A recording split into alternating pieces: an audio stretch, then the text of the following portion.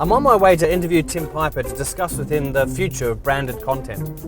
Branded content or branded entertainment works best when it fits seamlessly in with the storyline. It has to have a reason for being there. Take this car for example. I needed something to drive for this segment and this just happens to be a Toyota.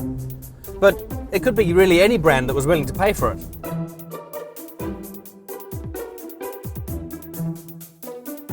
Great branded content happens when brands aren't just part of the story, but they actually improve the story.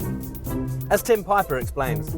My partner's actually a film producer. He's produced 3 big blockbuster movies with Denzel Washington and Clive Owen, Steve Martin and the likes. And he read one of my screenplays for a brand, which was Shredded Wheat, which we made and got into film festivals in Cannes. And we both just agreed that we could do this branded entertainment space better than others, because he comes from entertainment and I come from advertising. So we can do it all. We can conceptualize it and produce it and pull in the A-list talent. So a brand will come to us and say, here's what we stand for. Here's what our product does. Here's our target audience. Can you create something for them? And we'll either put our ads in there if they want, and it can just be one ad, for the whole show, as well as the show brought to you by.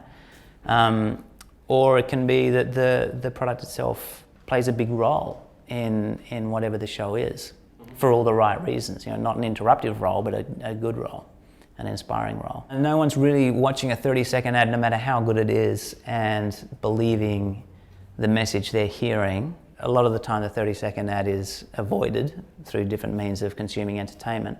Castaway, the movie, with the Wilson Volleyball and FedEx, the parcel company. That movie's better because it had FedEx in it as opposed to Acme Postal Service.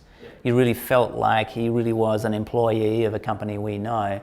So there are definitely ways for brands who spend more money on entertainment than the entertainment industry does, because they underwrite it with their messaging. So there's no reason at all why they can't work out a way to entertain the public and educate them on what their brand does and why it's useful. Because we all love brands, we just don't like advertising that much. Brands are great. We work for them, we drink them, we eat them, and they give us a lot of toys and satisfaction. Well, that's where I see things just a little differently. Contract or no, I will not bow to any sponsor. There'll be a lot of partnerships with networks and brands. I think you'll see brands owning intellectual property. I think you'll see brands trying to become content creators and distributors. So with digital's opened up the pipelines of distribution now. You're not at the mercy of networks. The savvy brand marketers just need to work out how to keep their job while doing something as radical as this. Because one of the big reasons why it's not working now is because all the people that are employed in advertising agencies come from a school of thought that's very traditional. They're not going to change because that's too risky. And same with the clients. They don't really want to change yet, but of course you always get the people that break the rules, and they lead the way and they start the birth of a whole new system of doing things.